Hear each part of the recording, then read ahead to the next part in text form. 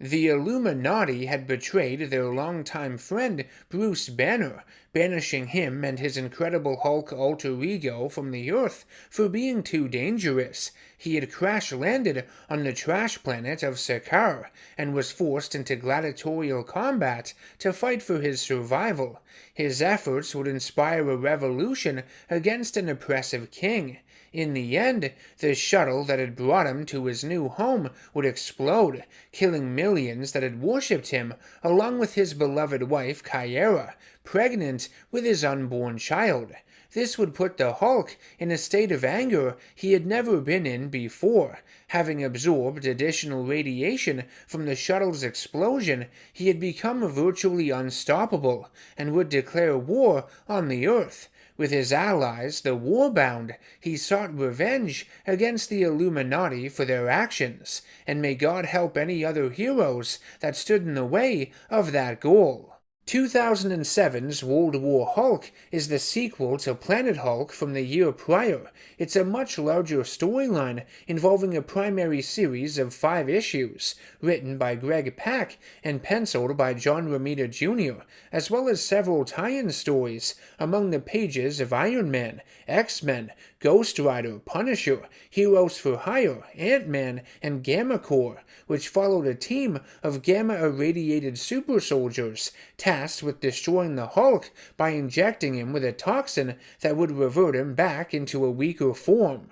Much like Civil War, which is set concurrently with the later parts of Planet Hulk, World War Hulk also featured a frontline limited series that gave you a more grounded perspective of its events from the eyes of civilians and investigative journalists. Unlike the one for Civil War, though, this frontline series isn't all that necessary. In fact, outside the stuff involving Iron Man, the X-Men, and of course, what's depicted in the Incredible Hulk Volume 2, I find a lot of the tie-in material for World War Hulk to be non-essential. It's definitely more bloated when compared to Planet Hulk, and I've chosen to not cover it all here. There's no point. Having read this storyline for the very first time, though, for this review, I do want to make it clear that World War Hulk is still great. I had a lot of fun with it. While not as strong of a story as what was seen in Planet Hulk,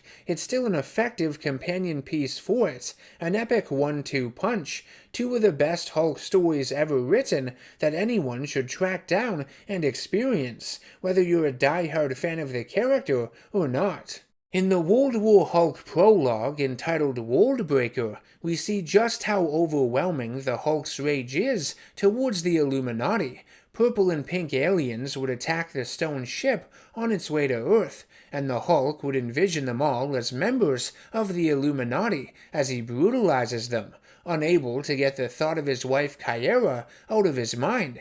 No Name is caught in the crossfire, as Hulk believes her to be Black Bolt, and shortly afterwards, Korg takes on the form of Iron Man as he tries to calm the green guy down. Hulk's allies worry he has become too angry to differentiate his friends from his enemies. I also like a sequence in it that has Heroim meditating with Hulk so he can center himself on his true targets, control his rage so it doesn't control him. Hulk recounts battles he has had in the past with the heroes of Earth and how he views his former friendships with them as fake warbound. They were liars and traitors. Before reaching Earth, Hulk makes a quick stop at the moon. For his invasion to succeed, he has to first take out the leader of the Inhumans, Black Bolt. When he lands, he is confronted by him along with his wife Medusa. She reminds the Hulk that the last time he had fought her husband, his whisper alone was enough to put him down. Hulk doesn't give 2 shits, though. He lunges at Black Bolt and says he didn't come here for just a whisper. He wants to hear him scream. What a line. A mysterious UFO would be detected approaching Earth, and Tony Stark, director of S.H.I.E.L.D., would send up a team of Iron Man drones to investigate it. The stone ship would release a powerful EMP which deactivates them. Hulk then orders his ship to ram the drones to destroy them. The only drone that was able to survive the attack was the stealth one, immune to EMPs, but before it can finish getting a reading on the ship's exterior, the muscular arm of Hulk rips through the hull, grabs it, and crushes it in its hand with ease. Once the stone ship reaches the planet's surface, Hulk would use its technology to send out a message to its puny humans. He says he's here to smash. He explains how the Illuminati had exiled him and left him for dead on an alien world, that a bomb on their shuttle exploded, killing millions of innocents, and introduces his Warbound, who had helped save his life through all of it. He calls the heroes of Earth the real monsters. He gives the planet 24 hours. He wants Mr. Fantastic, Doctor Strange, and Iron Man. If he doesn't get them, then the entire world will be broken and bloodied, just like Black Bolt. The superheroes of Earth would begin evacuating everyone in Manhattan. SHIELD transports fly through the streets. Anyone who simply thinks about being rescued will be located by their team of psychics. Wow, that's convenient. Anyone who remains will do so voluntarily, and the US government will not be held responsible for what happens to them. Iron Man gives amnesty to any unregistered superhumans who help with the evacuation. Compared to the threat of the Hulk and his gladiators invading, all the stuff surrounding the Superhuman Registration Act seems trivial, doesn't it? It's enough to halt the ongoing civil war. We learn that Tony had known Banner hadn't reached the destination the Illuminati had intended for him. He says later in the story that he did try and look for him, but I doubt he tried that hard. Their problem had been solved. Did it really matter how? Tony had been preparing for the day that the Hulk returned to the Earth. He knew it would happen, which makes him seem like even more of a hypocrite, knowing damn well the plan to shuttle Hulk into space could backfire and endanger all of humanity. Tony preps himself and enters a new model of Hulkbuster armor, flying up to meet the Hulk, who drops out of his stone ship. With the city evacuated, he tells everyone to back off until he's won the fight, or has been killed. He's not putting anyone else's life in danger, whether they are registered superhumans or not. Tony stabs Hulk with an injection of nanobots, designed to suppress his gamma-induced strength. Over the SHIELD comlink, Iron Man tells everyone that what he does today, what he will ever do, has all been done to protect the world. With the power he wields, he believes he has a great responsibility. He promises to save them no matter what. Tony would fire every missile at his disposal at the Hulk in an attempt to incapacitate and even kill him.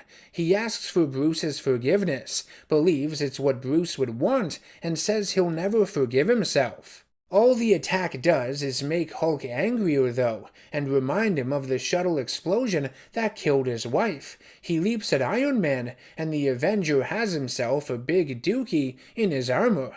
While he's being pulverized by the Hulk, Tony thinks to himself, believing his choice to send Bruce into space was much like the Superhuman Registration Act that led to the Civil War. It was necessary, and something he shouldn't have to apologize for. He also knows that he couldn't have given Bruce a choice in the matter. If Bruce hadn't been blindsided and forced to go, he would have seen it coming a mile away, and the entire plan would have had to be scrapped. The Hulk carries Iron Man high up into the air, and the two crash down through the center of Avengers Tower, causing it to collapse. It's a much more powerful and thematically meaningful visual than the random construction building they destroyed in Avengers Age of Ultron in the MCU.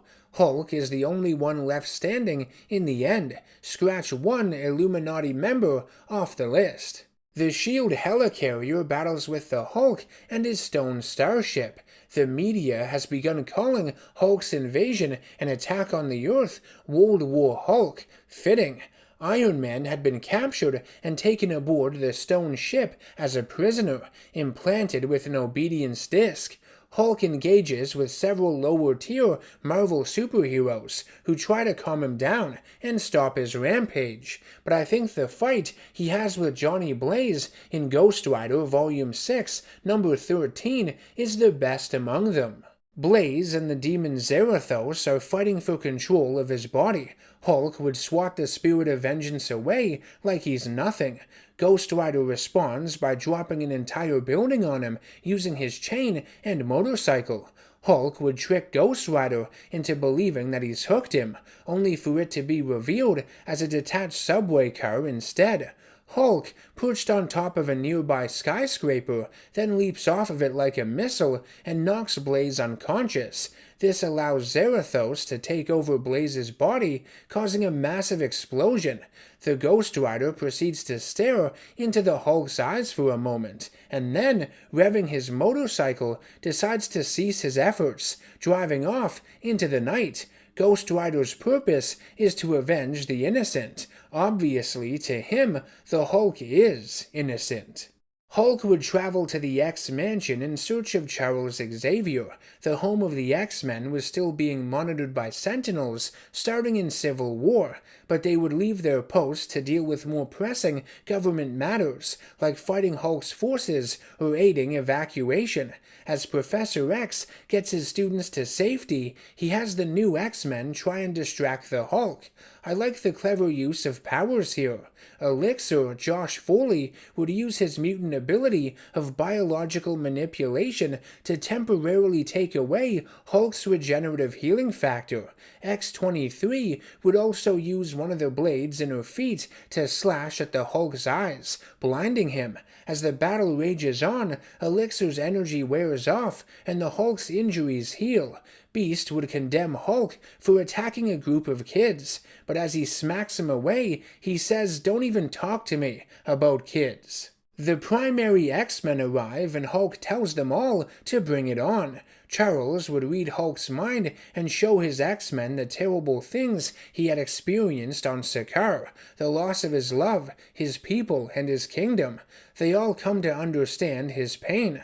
Hulk poses a question to Xavier. He knows he's a member of the Illuminati, but one who hadn't been present at the meeting where the vote was held to send him off-world, even though he was supposed to be. He wants to know if he would have agreed with the others to shuttle him away like a rabid dog and ruin his life. His answer will determine what will happen next. Charles is honest with him. He wouldn't have agreed to send him away forever, but he would have at least agreed to do it temporarily until they were able to find a cure for Banner. He chooses to surrender to the Hulk, but none of his X-Men are allowing that to happen. Cyclops would attack first, using the full force of his optic blasts, with sweat running down his face. It peels away at the Hulk's flesh a little bit, but it's more or less useless against the Green Giant. Kitty Pryde phases him into the ground and turns his hands back into solid matter so he can't escape. But get this, using his strength, Hulk tears both his hands off at the wrist and just allows them to regenerate back. That's equal parts awesome and disgusting. More X-Men arrive along with members of X-Factor and Excalibur to help out in any way they can. Hulk would trap Emma Frost in the ground in her crystal form and warn her that if she turns back into her softer human form to get out, he'll crush her like a grape. Colossus, my favorite of all the X-Men, would be called a scrap metal and have both his wrists broken. Wolverine's healing factor prevents him from being killed by the Hulk, but that doesn't mean his healing factor can't be slowed down dramatically after getting punched repeatedly in the head until his brain is scrambled inside of his adamantium skull. Darwin would use his mutant ability to drain some gamma radiation from the Hulk's body, but what's siphoned out is replenished far too quickly. Warpath would stab his vibranium daggers into each of Hulk's shoulders to immobilize his arms, but Hulk says he still has the use of his legs, and punts Monet into New Jersey. Strongman would absorb the kinetic energy of one of Hulk's punches to send it back, but it heavily strains his heart. Nightcrawler would teleport the Hulk into the woods surrounding the X-Mansion, and Hepzibah would fly the X-Jet directly into him, but he survives the explosion. Finally, Cain Marco, the Juggernaut, had been a member of New Excalibur at this point in time. His powers, derived from the demon Sidorak, had weakened because he wasn't destroying and rampaging like the demon wanted him to. While not fond of his stepbrother Xavier, he still didn't want the Hulk killing him, so he made a deal with Sidorak. If it transported him to Charles so he could fight the Hulk, he promised to return to his old ways afterwards. When Cain arrives, his strength is not at full capacity, and he's quickly overpowered. However, Sidorak speaks to him and says he is in denial of who he is. Refusing being an avatar of destruction is what has made him so feeble. He must choose his path, embrace his destiny without turning back. Cain would exit the fire as the unstoppable Juggernaut once more. The debate has gone on for decades as to which of the two, Juggernaut or Hulk, is stronger, because their power levels fluctuate, but I've always believed it to be Juggernaut. He's got the magical edge to him, given as much power as a motherfucking deity wants to give him.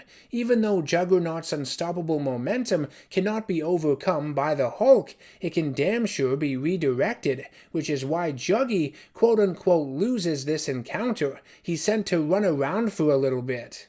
The Hulk's battle with the X-Men would lead to their mutant graveyard on campus. Mercury tells him to look around at all of the new graves that have been created as a result of M-Day, also known as the Decimation, when Scarlet Witch suffered a mental breakdown and said no more mutants, stripping 99% of the mutant population on Earth of their powers, reducing their numbers from millions to mere hundreds. Many of the graves Hulk sees before him belong to mutants who were blown up just like Sakaar was, just like his wife and unborn child were. How can the Hulk have the audacity to claim mutants have not suffered what he has? The Hulk has become the very thing he is fighting against. He wants to take away the happiness the mutants have built for themselves in a world full of hate. For the first time since returning to Earth, we see the Hulk show mercy on his enemy. He believes Charles and his mutants have suffered enough.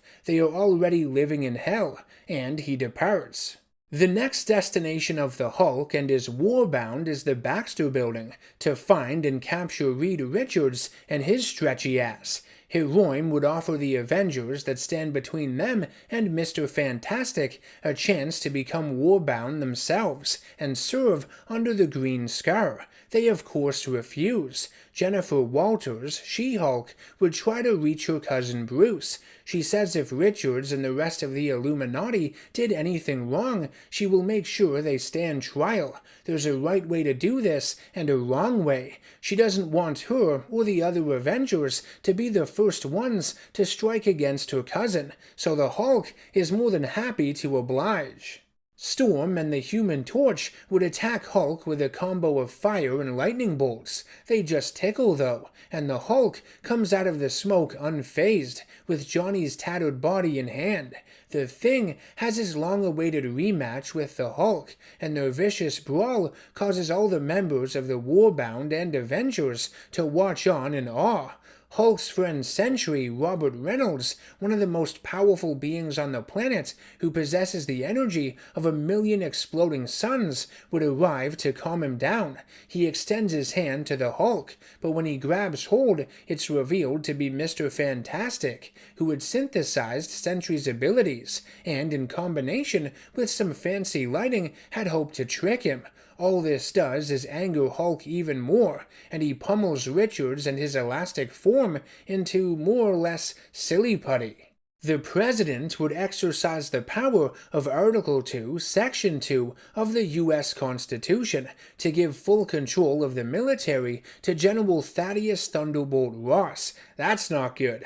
He doesn't waste any time sending choppers and tanks after the Hulk, all firing adamantium-laced bullets and missiles to tear open his flesh. During the Hulk's rampage, there's a crazy moment where Ross mans one of the helicopter turrets. Hulk would dive at him, and as they fall from the sky, the two would scream at each other all the way to the ground. They're not the best of friends. Elsewhere, Doctor Strange has been casting a spell to stop the Hulk, and Ross's assault has given him the opening he needs to complete it. Strange would meet with the Hulk inside of his mind. He says he's Bruce's friend. He asks him to show his true face, mirroring the events of Planet Hulk when Kyera the Old Strong had said the exact same thing to him during their wedding ceremony. Hulk turns back into Banner. He tells Strange about what had happened to Kyera, what had happened to Sakaar. Strange admits that the Illuminati are guilty for sending him away, but none of them were responsible for the shuttle blowing up. How could they have known that would happen? Strange would put his guard down, having made his astral form more tangible to comfort Bruce and tell him everything is okay. The Hulk had been playing possum the entire time. He grabs Strange's hands and crushes them within his. Hulk and his Warbound would drag all of the unconscious bodies of the Avengers and Fantastic Four through the streets. They too would be implanted with obedience discs and imprisoned alongside Iron Man. Hulk would turn Madison Square Garden into a gladiatorial arena, just like the one in Crown City on Sakaar. No Name had matured into a brood queen and would lay her eggs beneath the arena, which became a threat to the Earth. The all-female heroes for hire would go in to get rid of them. The cover of issue 13 gives off heavy tentacle porn vibes. They didn't even try to hide it. Horn dogs. Hulk's ultimate plan is to have the Illuminati kill each other in gladiatorial combat, like he had been forced to go through as a slave on Sakaar. On the roof of MSG, Korg becomes the voice of reason and tries to talk his friend down. He says they can stop now. They've won.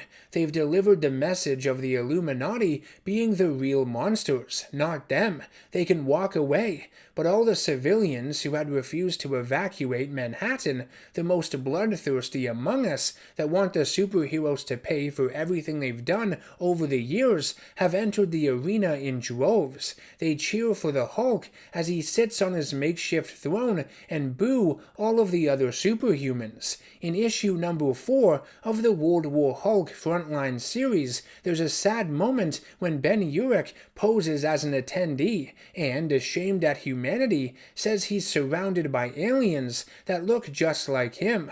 I think we all know that feeling sometimes. The remaining Illuminati member yet to be captured, Doctor Strange, would return for round 2, powered up after allowing himself to be possessed by an extra-dimensional demon named Zom. He can barely maintain control of the demon's power, but it's more than enough to keep Hulk and the rest of his Warbound at bay. The battle would spill out into the city streets, and a large building would crumble, forcing the Hulk to save a group of onlookers. Strange realizes the mistake he's made, giving in to such a demonic force, and this gives Hulk the opportunity to knock him out. Strange is captured, and you guessed it, an obedience disc is placed on him. Within Madison Square Garden, we see that the crowd is not only made up of thousands of shitty Earthlings, but also a few Sakaarans, who were able to follow the Warbound to Earth before their planet was destroyed. Iron Man, Mr. Fantastic, Black Bolt, and Doctor Strange are solely blamed for the shuttle explosion that killed millions on Sakaar. Reed would try to explain everything, that the Illuminati had nothing to do with the bomb, but he's quickly silenced by his obedience disc. An elderly woman named Clorinda steps forward and speaks about her husband being killed by Black Bolt. She doesn't care what excuse he may have for his actions. All she wants is Black Bolt dead. Tom Foster, the nephew of Bill Foster, Goliath, who was killed by the clone of Thor during the events of Civil War, blames Tony Stark and Reed Richards for his death and wants Hulk to help him get his revenge. And finally, one of the civilians nearly killed by Doctor Strange when he was possessed believes the sorcerer dances with the devil and must die so he can be judged by her god. Hulk gives the Illuminati their weapons and commences their combat challenge. He knows they don't like it. He knows it's not fair. He knows they'd want a chance to tell their side of the story and prove their innocence, but he never got to before he was sent away. They're going to understand how it feels. Hulk releases a devil corker he had brought with him from Sakaar, and the Illuminati have to band together to defeat it. After they kill it, he then orders them to kill each other, just like he and his fellow gladiators had to do. You wonder how any of these relationships can outlast this whole ordeal. As much as you'd like to believe things can go back to the way they were before, I think this, along with everything that had happened during Civil War, it's all a point of no return. They've all seen each other at their absolute worst. The superheroes of Earth watch on in disgust. At the same time, the audience cheers for more violence. Everything is starting to feel an awful lot like how it was on Sakaar. Comparing the Hulk and his Warbound to the Red King and his Imperials, the similarities are uncanny. Mr. Fantastic would have Iron Man beat and lift his mace into the air to deliver a finishing blow. The crowd begs for Hulk's verdict, thumbs up or thumbs down. Eventually, the Hulk would ease up on his control of the obedience discs and stop the fighting. He tells all the puny humans in attendance that he and his Warbound have come to Earth to seek justice, not murder. Could have fooled me. He makes sure everyone remembers that the Illuminati are liars, traitors, and killers. Suddenly, the stone ship would explode and crash into MSG. Iron Man had managed to override his obedience disc and called in his big guns, Sentry. Now, Sentry is one of the strongest beings in the Marvel Universe, but how powerful he really is depends on his mental state. Robert Reynolds is an agoraphobic schizophrenic who is afraid of his own power. Like I mentioned earlier, it's equivalent to 1,000,000 exploding suns. He has never been able to unleash it in full force before. Fighting the Hulk has finally given him a chance to let loose with his abilities. Problem is, the taste of that power is so sweet, so divine, that he wants to use more and more of it. The energy he is expelling is enough to destroy the planet and everyone on it. The heroes of Earth, even the Warbound, all band together to stop the Hulk from continuing to fight, from dooming them all. The Hulk and Sentry beat the crap out of each other, so much that they end up turning back into their human forms. Bruce's anger finally dissipates, and Rick Jones welcomes his friend home. Meek is upset by this, though. He doesn't want Hulk to be gone and can't allow it all to end this way. He stabs Jones with his spear, causing the Hulk to return and batter Meek to near death. The big revelation in this story is that the shuttle that had taken Hulk to Sakaar never had a bomb built into it by the Illuminati. An old faulty warp core had been loaded into the shuttle by the Red King's engineers to avenge his death. Meek had witnessed it, but told no one. He allowed the explosion to happen to make Hulk angrier. He hated that he had found happiness on Sakaar, and that there was a chance he would give up the fight. No Name would attack Meek, ashamed that she ever loved him. He let his own hivelings die, millions of innocent souls. She would break off her relationship with him in an instant. As bad as you feel for Meek, he's a poison Hulk created through his own actions. He stoked the fires of his hate and anger. Meek's brain is crude, naive, primitive. He saw the Hulk as this violent monster, and that's all he could ever be to him. Meek was a manipulator, a bad influence, since damn near close to the beginning of Hulk's time on Sakaar. Never stop making them pay was all he ever cared about, the only thing. Having learned the truth, Hulk's rage would reach levels unheard of. He blames everyone for what has happened, but also himself for being so gullible. He threatens to break the entire Earth. Iron Man is able to stop him by redirecting a beam from several defense satellites in orbit to strike down on the Hulk and turn him back into Bruce Banner. The Warbound would be captured by S.H.I.E.L.D. and imprisoned, and all the injured would be tended to by paramedics. Banner would be moved to a secret government facility 3 miles below the Mojave Desert and is monitored 24/7 in a special containment unit. On what's left of the planet Sakaar, where Hulk's Joyous City used to be located, another big green monster rises up from the pools of lava. It's Hulk and Kyra's son, Scar, but that's a story for another day. Compared to Planet Hulk, I feel World War Hulk is a lot more bloated. Though it does have plenty of action in it from start to finish, I don't think all of what happens, outside of what I covered in this video, is particularly interesting. There's a lot of fat you can cut out. Thematically, it's definitely a lot shallower than its predecessor, but its premise is no doubt solid. I love the idea of Hulk declaring war against the Earth, the iconic moment when he turns Madison Square Garden into a gladiatorial arena. The numerous battles we do see between the Hulk and the other superheroes are satisfying and clever with their use of powers and strategies against him, and the few instances when his friends try to talk some sense into him, and there's this notion that they might not understand who the Hulk, the true Hulk, really is. They don't know him as well as they thought they did. All of that is great. There's no denying Greg Pak's understanding of the Hulk character and what makes him tick. Planet Hulk and World War Hulk to me are a package deal. As one big narrative, they show how his rage can be both a benefit and detriment to him. In Planet Hulk, he found a way to own his frustrations towards the Illuminati and use that anger to repair a planet that was broken, shape it into something new, somewhere where his happiness could thrive. In World War Hulk, we see how easily this rage can be turned against him, how easily he can be manipulated and transformed into something he's not. Is World War Hulk as strong of a storyline as Planet? No, but given how amazing the first one was, it was inevitable this one was going to disappoint in some way. But like I said, they're a package deal. They should be read together. They complement each other quite nicely. I hope you enjoyed my review of World War Hulk. I'd like to hear your thoughts on it in the comments section below. If you'd like to show your support to the channel, you can do so by subscribing, hitting that bell icon for notifications, and by nominating future comic book and superhero video game topics for me to review over on Patreon. Any and all support goes a long way in keeping my content alive. I will see you all in the next one.